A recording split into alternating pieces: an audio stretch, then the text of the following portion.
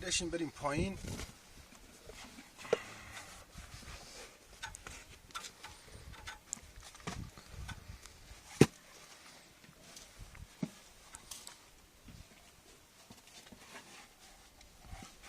عمق چاه چقدر آقای شیخی؟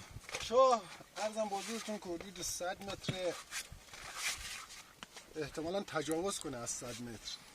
بیشتر توضیح بدید.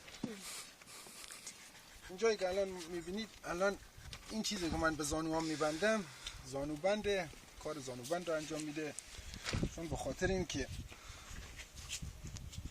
گیر میکنه بغل چاه. وقتی با آسانسور میری پایین پا گیر میکنه بغلای چاه، خیلی احتمال زخمی شدنش میره.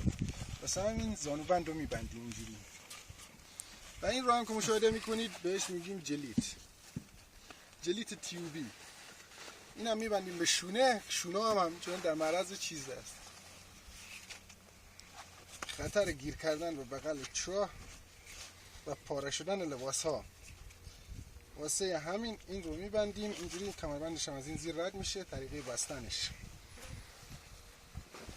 به این صورت. این قسمت در پشت قرار میگیره که اینجا اگه بخوره به بغل چاه، اینجوری که مشاهده میکنید آثارش هست، لباس پاره نمیشه و بدن هم زخمی نمیشه. این چیه این؟ کدوم؟ این؟ آره. اینو آسانسور سوار این میشیم اینجوری. طریقه سوار شدن اینجوری، یه پا از این ور یه پا از این ور.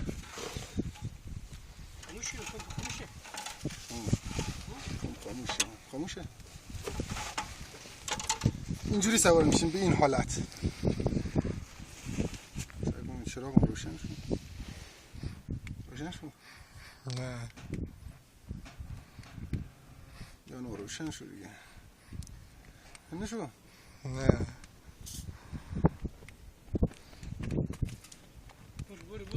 چراغ لجبازی میکنه فعلا. درش بیام چرا روشن نمیشه. نگاه کن روشن شد.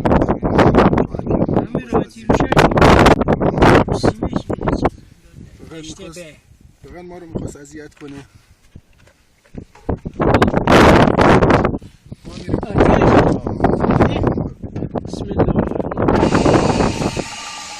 خب ما رفتیم پایین.